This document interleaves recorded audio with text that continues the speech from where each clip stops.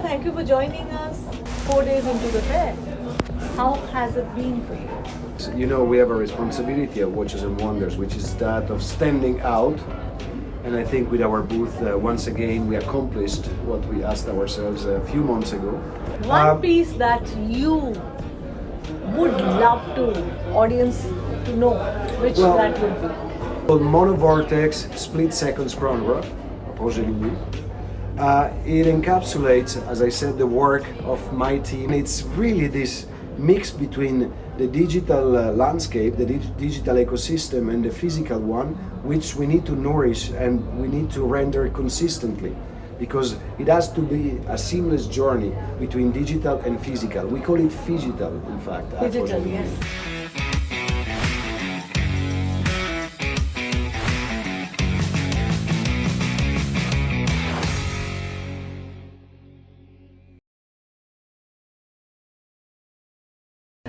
So Nigula, thank you for joining us, and the fair is not yet ended, but 4 days into the fair.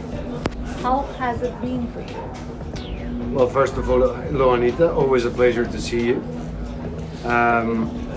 It's intense, but very rewarding. I think we can say that we are extremely proud of the response we have had in these 4 days. As always, you know, we have a responsibility at Watches and Wonders, which is that of standing out. And I think with our booth, once again, we accomplished what we asked ourselves a few months ago.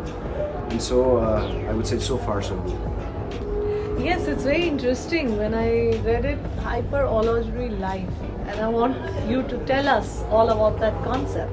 It's Hyperlife. Hyperlife.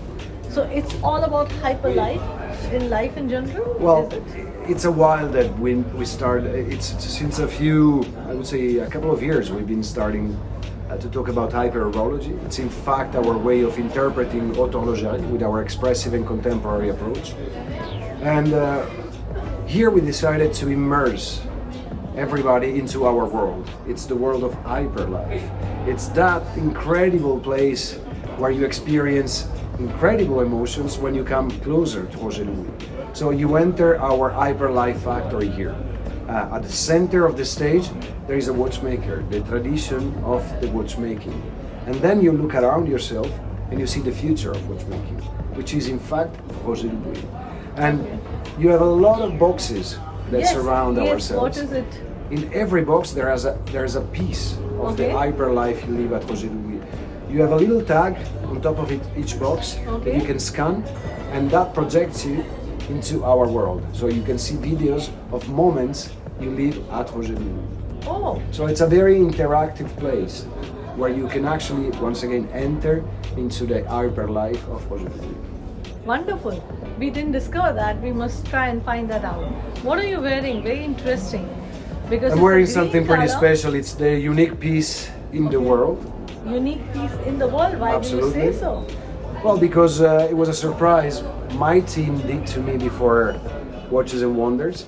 It's a double flying tourbillon. In the new Excalibur case. Okay. And it's the only one in the world crafted in white gold. We only made it in rose gold before, in ceramic, in white ceramic, in black ceramic, but it's the only one in white gold. And they decided to remove a bridge to replace that with my initials. It's Nicola Andreatta. And lovely. Yes, indeed. I thought it was like an Excalibur, so I really didn't pay attention to that. Now I know that it's NA. That's why I'm saying it's the unique in the world. Unless your initials are NA, then you cannot wear it. So what is new this year? What is new? Plenty of things. We are always new. You know that if there is a place where you can find invention, then you have to come to Roger Louis. Come to Roger Louis. But one piece that you would love to audience to know, which that would be? Maybe I choose two. Okay. The first one is the one at the very center of our booth.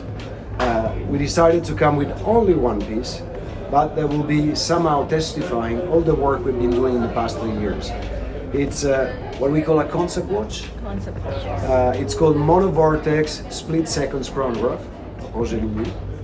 It encapsulates, as I said, the work of my team for the past 3 years.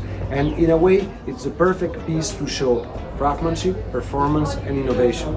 3 pillars we've been cherishing, we've been working on for the past 3 years.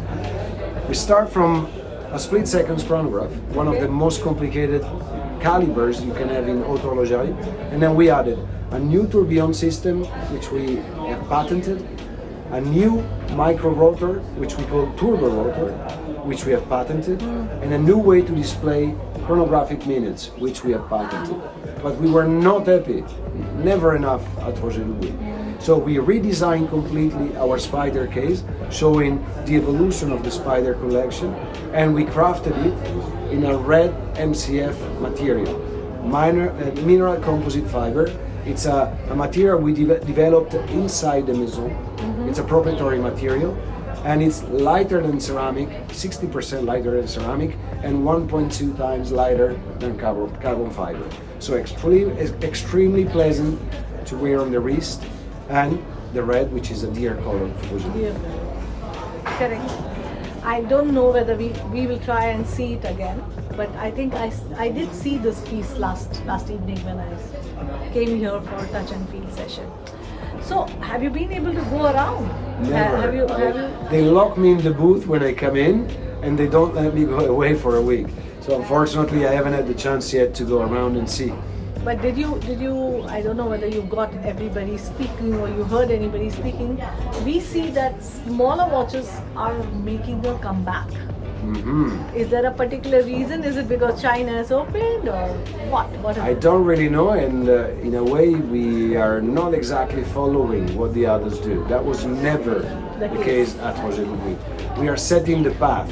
We're talking about the future. We have, once again, probably a responsibility in terms of defining what haute horlogerie is going to be in 20, 30, 40 years from now. And so, yes, there are trends, but we have our own idea about what watchmaking should be with our hyper horology, and therefore, at the moment, we care about crafting our products in a specific way, which is only our way. Have you seen this consumer changing of late? Absolutely, that for sure. Who this consumer has then? How has he changed? Well, clearly the purchasing process has changed dramatically from the past because of the impulse of the digitalization of the world. The digital channels have taken an important place in the life of consumers in general, and even in luxury. There is a brand new part in the purchasing journey of every new client, which we call the knowledge phase. They are able to spend time in the web and dig into brands, discover, research, understand, so that the moment when they come to our boutiques, they already know everything. They know exactly what they want. They are very knowledgeable about everything they want. It's like digitalization has helped them to do the research and then come finally to get the experience and buy the product from probably. Absolutely, and it's really this mix between the digital landscape, the digital ecosystem, and the physical one, which we need to nourish and we need to render consistently, because it has to be a seamless journey between digital and physical. We call it phygital, in fact. Digital, yes. So, do you see your consumer has been primarily male dominated? I know that there are Roger Dubuis, a lot of some pieces also meant for women. Yeah. But do you see that there is an increase in demand for women to, actually wanting to own a Roger Dubuis or a complicated watch? We see more and more women willing to get into complications, for sure, and that's also one of the reasons why we are moving away from segmenting things. Okay. We are more and more going into a world which is genderless. And why should we segment ourselves? Why should we say that a product is for men or for women? Instead, we talk about sizes. We have 36 millimeters, 40 millimeters, 42, 45, 47. But then we let the choice to our clients. So that, why a man cannot wear a beautiful timepiece with a pink strap and adorned with diamonds, And why shouldn't a lady be able to wear a 47 millimeters double tourbillon? And this is in fact what happens already. We have a lot of ladies who appreciate our hyper watches, so calibers which are really complicated, and they appreciate the craftsmanship we put in everything we do. Bravo, that's brilliant to hear. We are totally convinced about women wanting to buy complicated watches. That brings us to a very important question. When is Roger Dubuis going to enter? In India, we are there, but enter in the form of a true experience, which is a boutique. Very good question. I have to say that we are working on it. Oh, you are? We are working. That's We just good news. discussed today a couple of Yeah, that's good. ideas. Okay. And clearly we see the importance of the Indian market. We see how much it's growing and how fast it's growing into fine watchmaking. So, and we know that in a way the hype of Roger Dubuis could resonate pretty well with some of the best connoisseurs in India for fine watchmaking.